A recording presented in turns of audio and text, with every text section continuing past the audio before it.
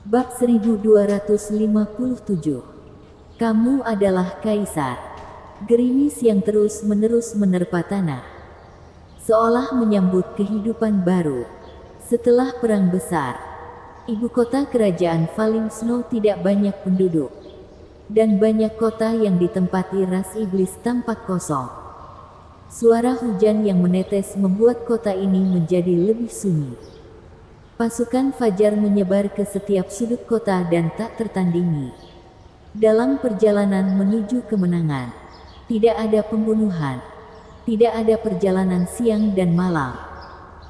Sebaliknya digantikan oleh kehangatan dan kekaguman dari ras manusia yang tak terhitung jumlahnya. Sepanjang jalan, tidak peduli apa yang bisa ditawarkan umat manusia. Apakah itu anggur atau makanan enak, mereka tidak pelit di hadapan pasukan Fajar. Beberapa ras manusia juga menunjukkan senyum puas. Saat itu yang mereka banggakan adalah mereka adalah ras manusia. Tapi Honixwu tetap memerintahkan, umat manusia sedang memulihkan diri. Jangan ambil satu sen pun dari mereka. Tidak seperti ras iblis. Ketika umat manusia merebut kembali kerajaan Falling Snow, walau di permukaan mereka tidak ada pemimpin, tetapi semua ras manusia sangat bersatu. Karena mereka semua tahu bahwa mereka telah diselamatkan. Di mata mereka, Louis Lu adalah dewa yang menyelamatkan mereka.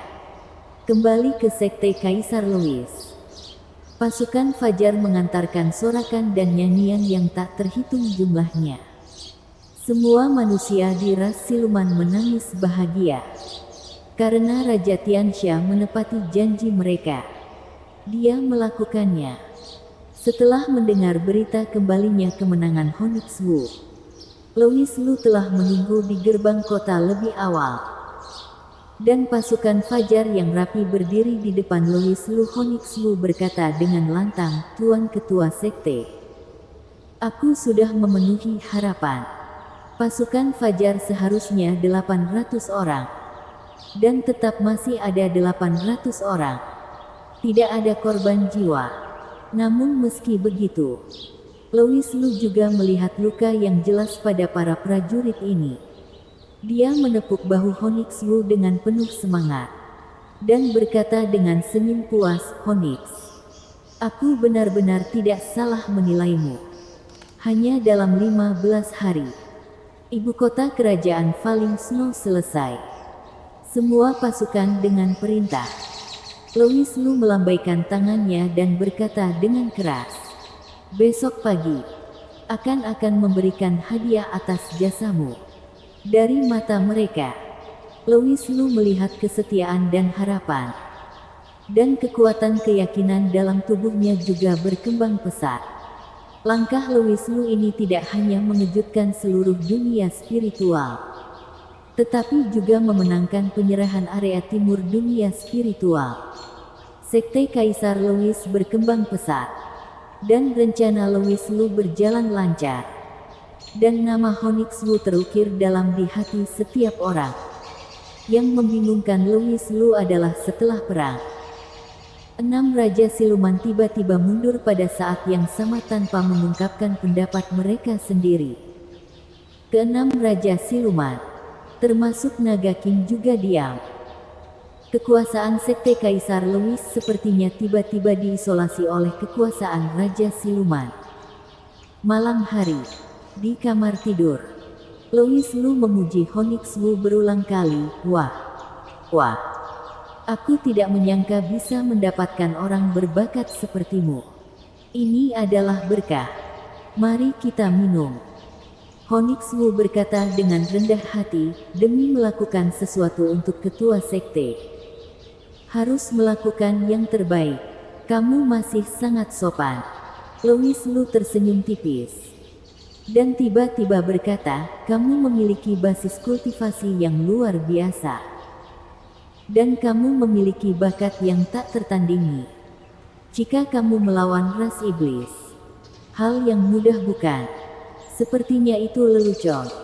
Tapi nyatanya Louis Lu juga sedikit khawatir.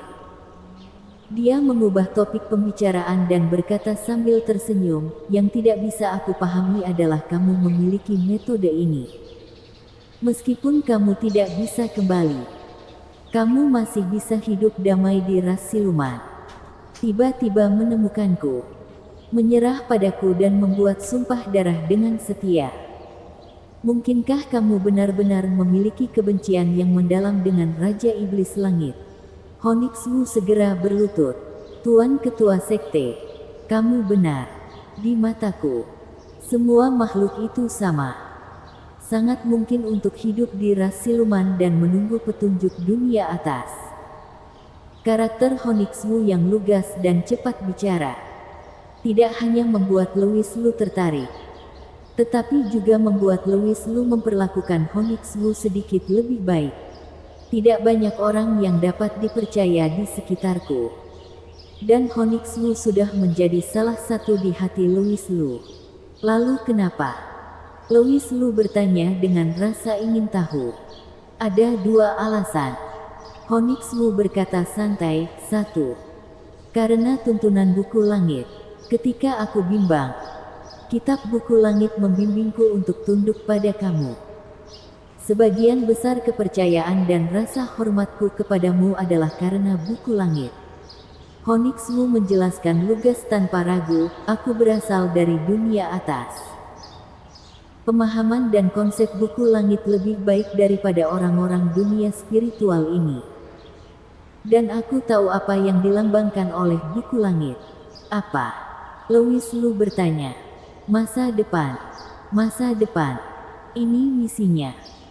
Honix Wu terus menjelaskan, misiku sendiri adalah menunggu kebangkitan dan memimpin pasukan masing-masing dengan reinkarnasi lainnya untuk melawan bencana puluhan ribu tahun. Ini adalah perintah yang diberikan kepadaku oleh dunia atas. Tapi buku langit membimbingku dan membuatku tunduk padamu. Meski aku tidak tahu kenapa buku langit membimbingku seperti ini saat itu. Aku tahu buku langit tidak akan pernah membuat kesalahan. Tapi sekarang aku sangat setuju denganmu. Dan aku bersedia tunduk padamu. Louis Lu memandang Honix Wu, membangkitkan rasa ingin tahunya, dan bertanya, ini yang pertama. Bagaimana dengan yang kedua yang kamu katakan? Alasan yang kamu katakan tentang buku langit sudah meyakinkanku. Tapi aku masih ingin mendengar hal lain.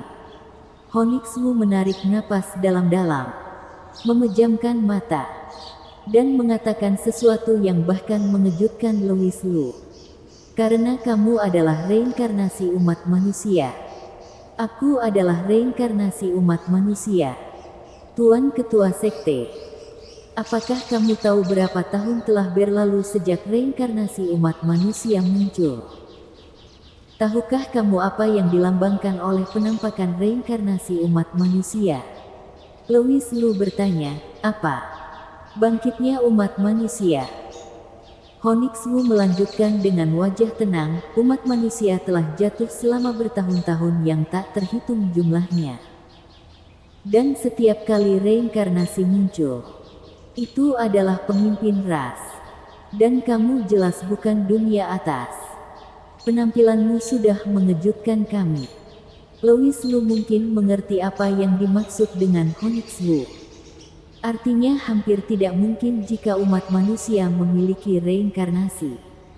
Tetapi entah bagaimana telah menjadi ras manusia yang bereinkarnasi.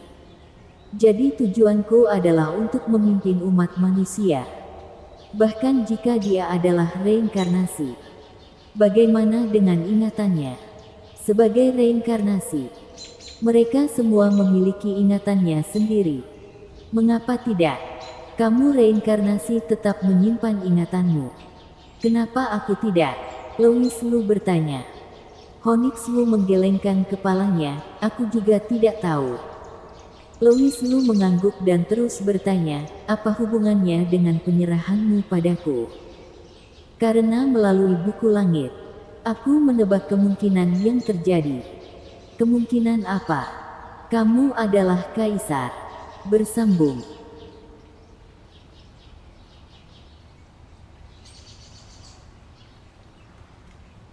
Bab 1258. Hancurkan saja Kaisar Manusia. Mendengar nama yang aneh namun akrab ini, Louis Lu mau tidak mau menjadi sedikit bingung. Honix Wu mengangguk, aku tidak yakin. Tapi kemungkinan ini sangat tinggi.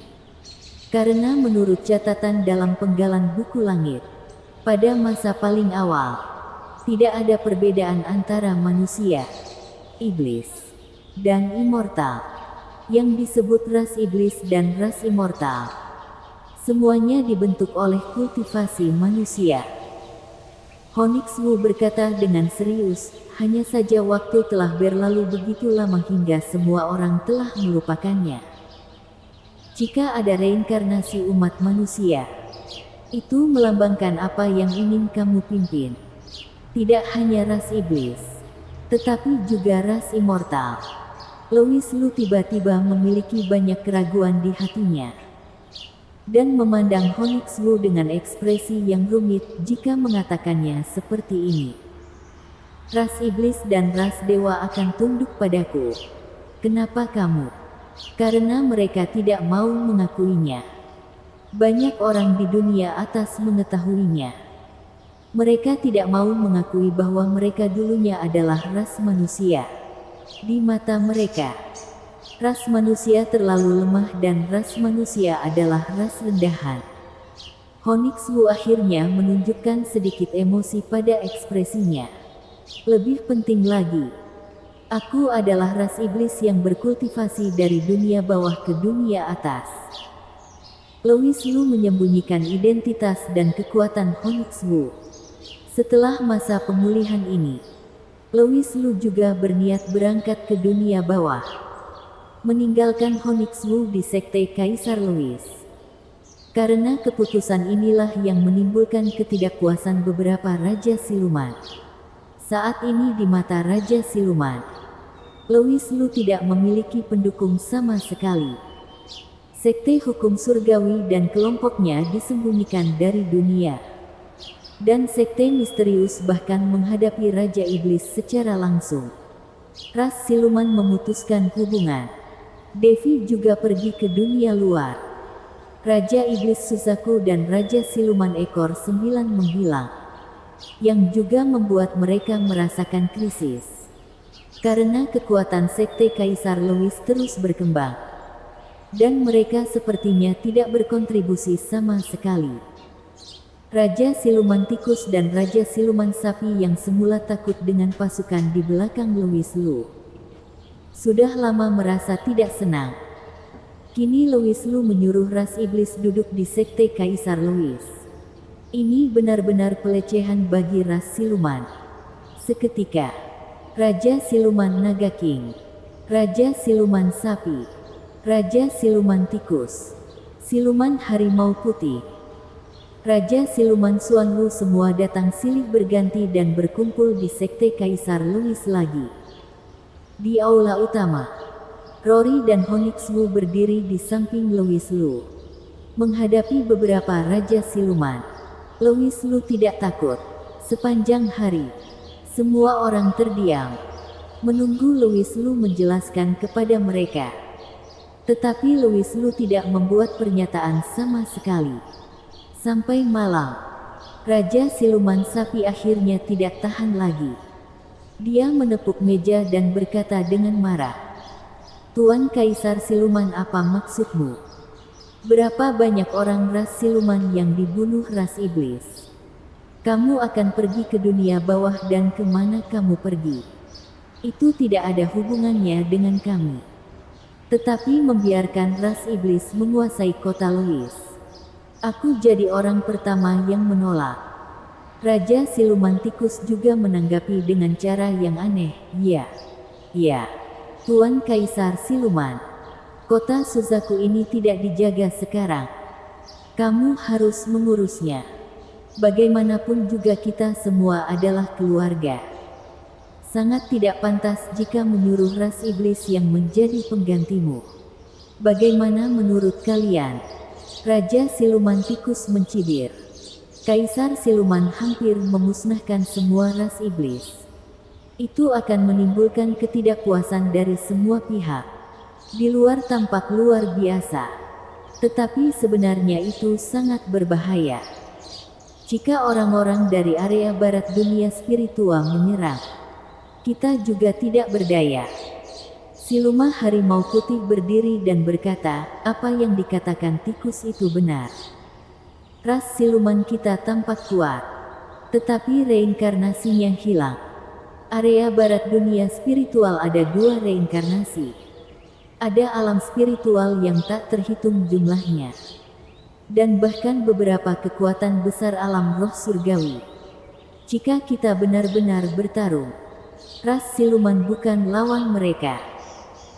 Raja siluman harimau putih melanjutkan, apalagi kekuatan barat sudah lama dipersatukan oleh area suci. Masih banyak sekte kuat di luar. Kekuatan kita paling banyak sepertiga dari benua timur. Menurutku sudah saatnya menjaga ras siluman berkembang. Dan area barat dunia spiritual membuat aliansi untuk menghadapi bencana puluhan ribu tahun bersama. Raja siluman harimau putih berbeda dengan Raja siluman tikus dan Raja siluman sapi. Kesombongan Raja siluman tikus dan Raja siluman sapi raja telah meningkat sedikit.